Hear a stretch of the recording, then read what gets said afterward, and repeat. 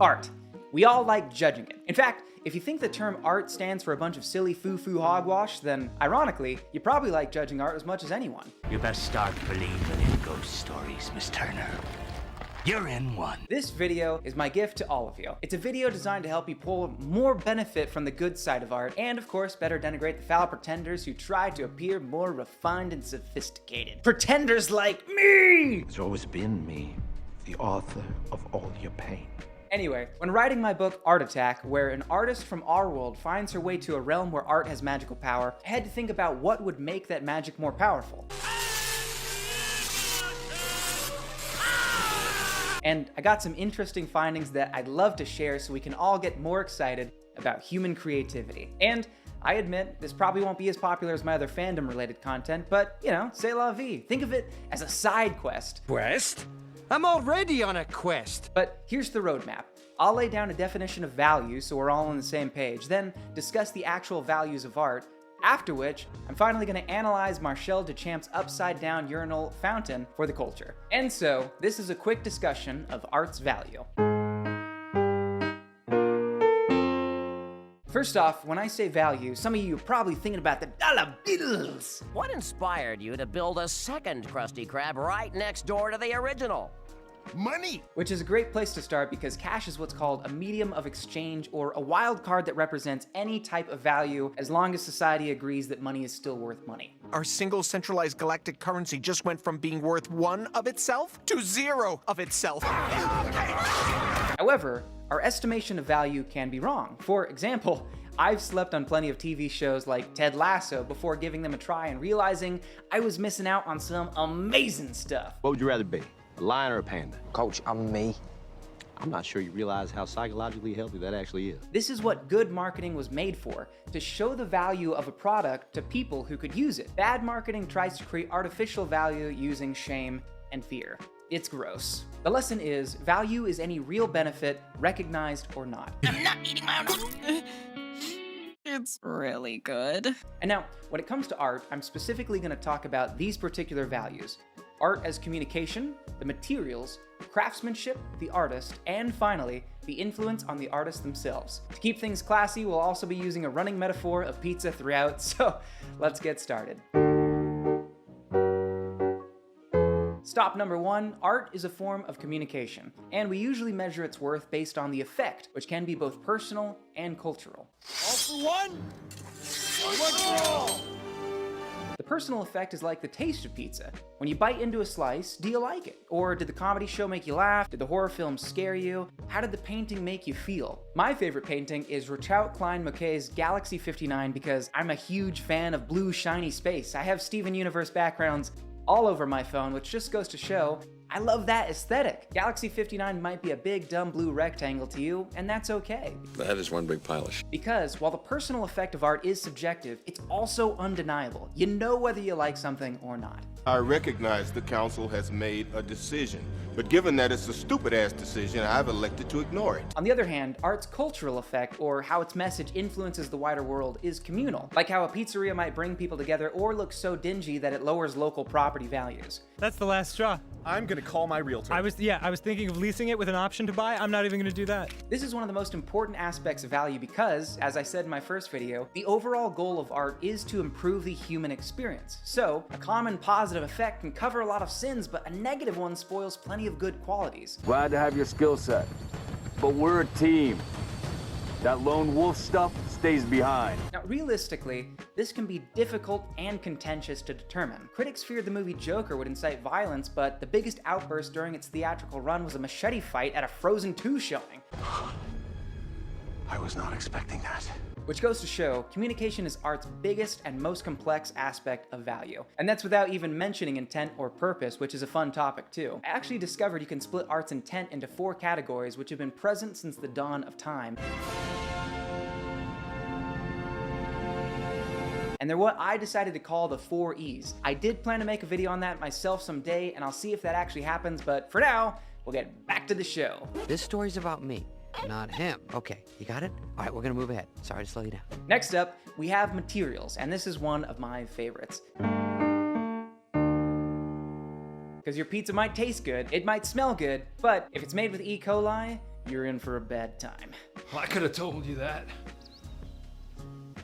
Materials are whatever goes into art. Physically, that could mean paint, metal, or stone, or it could mean time and effort. For an example on materials, we learned from such notable sources as Skyrim and Resident Evil that a crown of the same shape will be worth more when made of gold and silver versus bronze and iron, or if the gems are diamond versus topaz. Got something that might interest you. A more interesting case study is body fluid art. Vincent Castiglia is well known for using his own blood as paint. Now, technically, blood is monetarily free, but there's something intriguing about the physical cost of making body fluid arts like these, which lends a unique value. I've got the nasty food, untouched in its low quality. You're not gonna find worse food, I promise you that. And lastly, when it comes to the time spent, we know human labor is valuable, especially skilled labor. Michelangelo took 4 years to paint the Sistine Chapel, and at minimum wage, his pay would have been considerable. But that's without even factoring in the talent and visionary effort that was required to bring that project to fruition. That is true dedication right there. You want something you can be proud of, don't you? You have to check every bulb. Whoops, got a little knot here. Work on that. And with that, we segue nicely into craftsmanship. If materials were the resources, craftsmanship is how well they're used. The pizza might taste terrible because it was made with bad ingredients, or like me, maybe you're just a picky eater, but guess what? It can still look beautiful and be cooked to perfection. Would you look at that? It seems like we have ourselves a finished painting. My favorite example is the film masterpiece Banshees of Inisherin. My family went to see it expecting a funny, dark comedy like In Bruges, another great film with Colin Farrell and Brendan Gleeson, but Banshees turned out to be a more somber allegory for the Irish Civil War. If you don't stop talking to me, I'll take those shears and I'll take one of my fingers off with them until I have no fingers left. Does this make things clearer to you? Not really, no. Now, we were disappointed by the experience, but there was no denying it had impeccable acting, cinematography, writing, directing. I was hooked the whole time. Not by the emotion I wanted. What are you reading? Great Expectations. Is it any good? It's not all I hoped for. So, when it won Best Picture at the Academy Awards, I was happy because it deserved it. But would I recommend it for your family movie night? Not really. Moving on, we get to a strange aspect of value: the artist. Simply put, art is sometimes given more value by virtue of who created it, like pizza made by a celebrity chef. 3 liquors wearing pants, plate of hot air, basket of grandma's breakfast, and change the bull to a gill. Got it. On the objective end, this makes sense when the artist has earned their renown. On the other hand, it can be attempted by temporary celebrity or even notoriety. For an example of the former, look at Leonardo da Vinci. He was a genius, visionary, polymath. Genius, billionaire, playboy, philanthropist. His years of skill, talent, and insight established him as an undeniable master. A simple cartoon sketched by Da Vinci would be in high demand simply because it was associated with such a legend, and that makes sense. However, imagine this. If the Hawk Tuah girl made a piece of art at the height of her popularity, it likely would have sold well, but it would have been riding the same temporary high that her Bitcoin scheme did. Its value would have been based on a flash of public interest rather than a more solid form of merit. This house will last forever! But for me, the final nail in the coffin is Van Gogh, who was largely disregarded in his lifetime. His contemporaries just didn't appreciate his style. To me, Van Gogh is the finest painter of them all. And I think that's a great example of how celebrity and anonymity, though they both influence the perceived value of art, they aren't always the best indicators of true worth in the long run. Finally, we get to art's influence on the creator. This, in my opinion, is the most important aspect overall, especially as the AI era sets in. This fear of value isn't for the restaurant's customer, it's for the chef. It's how making pizza changes them personally. We can do a cheeseburger. A real cheeseburger. Not some fancy deconstructed avant bullshit, a real cheeseburger. My favorite concrete example comes from the classic book Drawing on the Right Side of the Brain, which goes to great lengths to explain and demonstrate how art activates our creative right brain functions, which are often ignored by the left brain as it crunches down the rich experience of life into basic symbols and shapes used for logical analysis. Ironically, that gets rid of precisely the creative thinking that's crucial to problem solving in the STEM fields. In Einstein's own words, the intuitive mind is a sacred gift, and the rational mind is a faithful servant. We've created a society that honors the servant and has forgotten the gift. Art helps bring back that intuitive mind, and that can be life-changing. Back in January of 2023, I started a nonsense journal and decided to write daily. And that year, writing daily helped me to process, dream, create, and focus more deeply than I ever had before, and that's why I would highly recommend it if you're ever feeling stuck.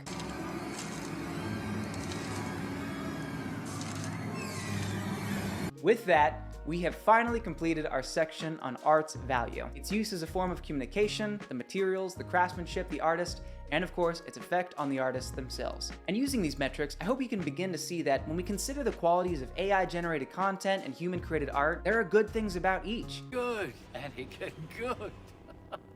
Kill him now. AI can make content fast, and its quality is rapidly getting better, as proved by the Will Smith eating spaghetti videos. But no matter what AI becomes capable of, it will never be able to replace the beauty of human effort, mimic the influence those efforts have on the creator, or satisfy our need to communicate lived experiences to one another with deep and meaningful expression. Talent is a pursued interest. In other words, anything that you're willing to practice, you can do. And now, with that finished, we get to the second half of the vid, and this is a fun one. We're going to talk about one of the most curious, odd, difficult, and strange phenomena in the art world. Marcel Duchamp's infamous statue, Fountain. On a personal note, it was also titled Buddha of the Bathroom at one point, and I think that's a way cooler title, but we move on. Captain Deadpool.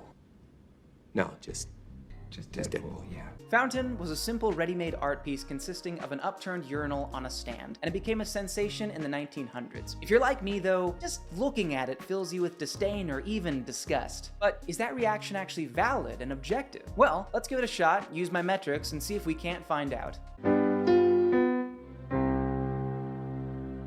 Starting with materials, are they valuable, and did it take time? The answer is no. Duchamp reportedly bought a standard urinal, not even a handcrafted or particularly expensive one. The only time he spent was likely searching through bathroom ads. He didn't even craft the design himself. But do you know the true key to surviving Titans? Enjoying a nice, cushy life with the military police. High five? So, is what craftsmanship there is in the presentation commendable? It's a urinal on a stand, upended. You kinda get more impressive staging and composition from a suburban housewife's charcuterie board. When it comes to art's effect on the artist, I do hope Duchamp personally got a kick out of putting Fountain together. Maybe it was like doing a fun class project.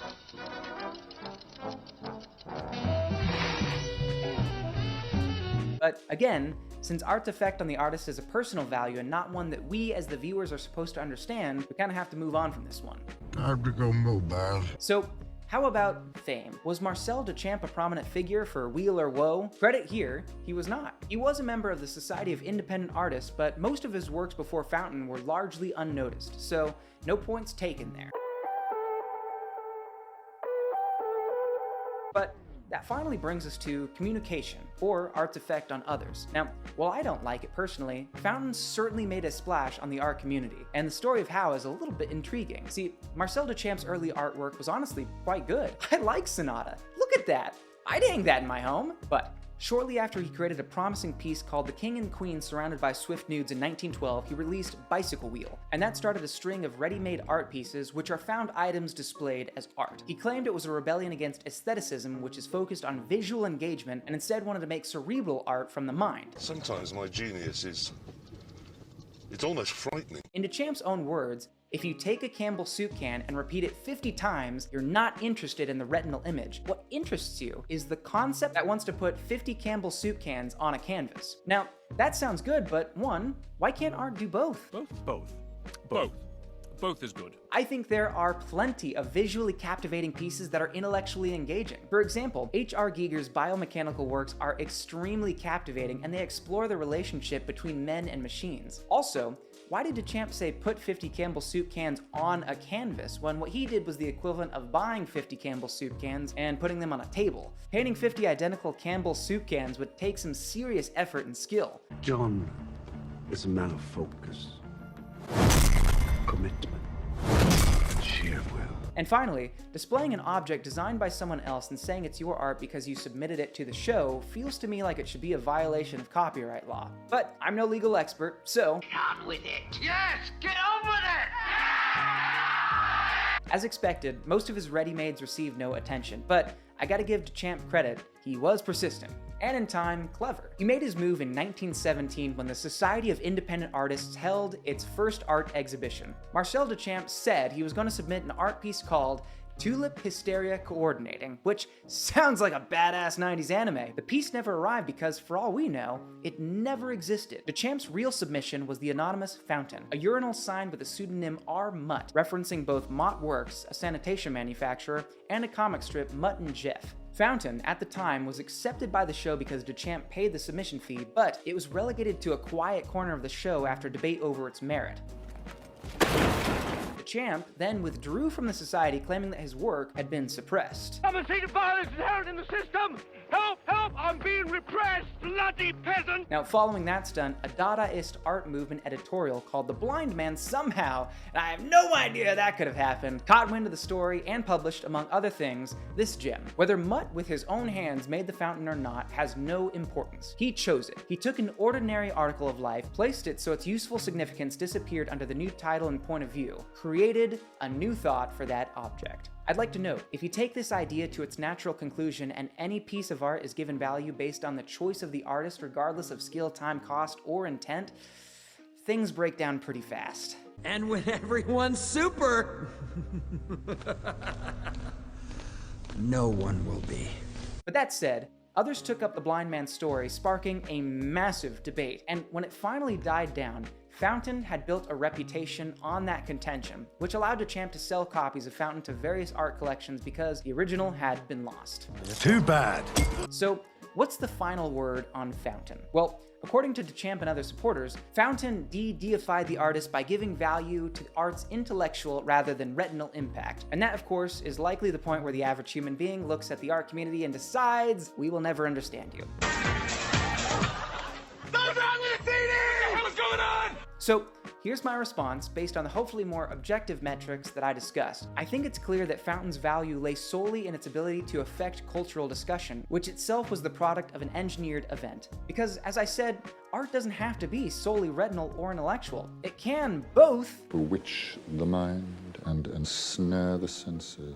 And most of the great masterpieces do. And even if you're just aiming for visual or cerebral effects, you can still put effort into your art and your craft. All I'm asking for is total perfection. Because at the end of the day, that is why we deify artists. It's not just the latent talent, it's the skill developed over years of practice. It's the human cost that goes into every piece of hard work, and it's the exciting internal world of creativity and thought communicated for entertainment, education, and encouragement.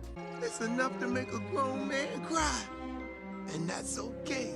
And that finally brings us to our true video conclusion. In the face of the oncoming AI era, I think the solution isn't a witch hunt to stop generated content, it's a celebration of what makes human creativity so uniquely beautiful. And if we truly understand the objective worth of man-made art, we will eventually find the right balance, admittedly, after some growing pains. I'm too old.